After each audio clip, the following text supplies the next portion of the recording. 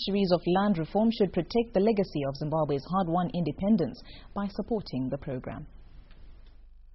The President, Comrade Robert Mugabe, has launched the A1 settlement permit with the presentation of the documents to some 79 A1 farmers at Chifundi Farm in Lions Den near Chinhoyi this Wednesday. The permits, which President Mugabe described as one step of empowering the people of Zimbabwe, is an important security of tenure document for farmers settled on all A1 farms throughout the country. The permits are also seen as a statement to the former settlers that the land is back in the hands of its owners and that no amount of cunning or machinations by the former settlers should reverse Zimbabwe's land reform. The permits also guarantee land use for an indefinite period. The document also entitles the beneficiary rights to laws of inheritance, which may be amended to include new spouse or spouses if concerned parties are in agreement. The permits are also gender sensitive and allow divorced spouses the right to retain their rights as land permit holders. The documents also encourage investment on land and can be used for borrowing resources for land utilization. To qualify for the permit, one has to be an indigenous Zimbabwean aged 21 and above and should be a beneficiary of A1 settlement scheme. In his address to the thousands gathered, the President implored Zimbabweans to always bear in mind the sacrifices paid by the many sons and daughters of the soil who fell in the struggle for the land from the time of Mbiyanehanda to date, when the country is being punished for effecting land reform. Government has allocated land to you so that you improve your lives through agricultural production. Land must be fully utilized for the production of food, not only for home consumption, but for the national food security, as indeed also for purposes of giving ourselves wealth.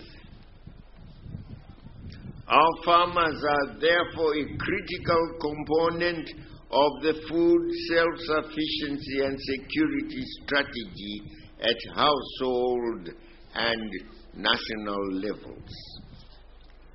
But security of tenure issues also become central in providing the security of ownership for the allocated land.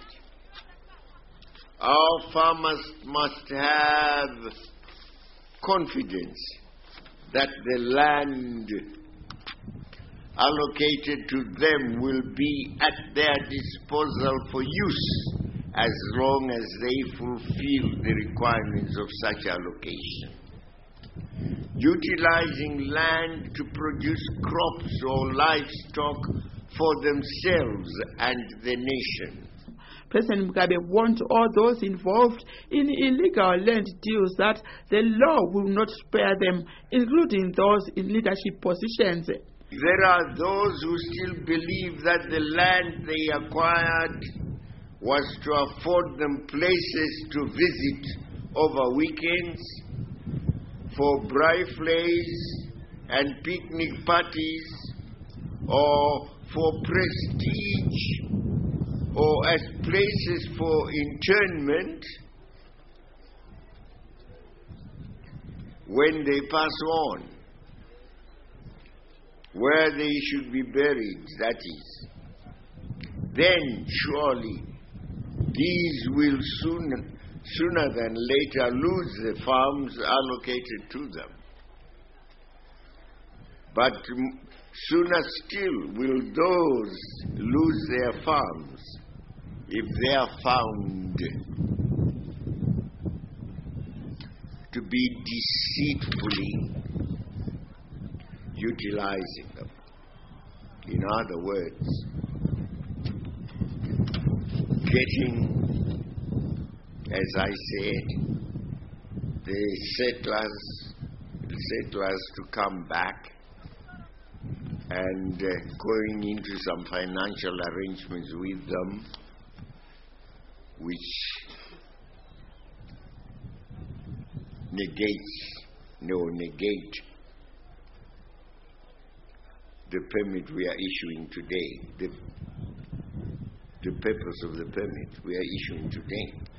We are aware that some have either abandoned land allocated to them without having constructed any buildings thereon. Others have subleased the land or surrendered it to individuals for lease rentals. What annoys us even more is where our own indigenous farmers sublease to the very same white farmers we took our heritage from yesterday. Vakarevo vatakabvutira, vakanga vakatigara matumba, vakauraya vanhu vedu, movati auya zvakare mutore ivhu iri nerweseri. Surely, how can that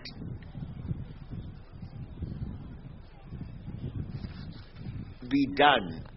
President Mugabe began by pointing out that the launching was being done in Makonde in honor of the 7 pioneers of Chimurenga who fell in the Battle of Chinoy in 1966.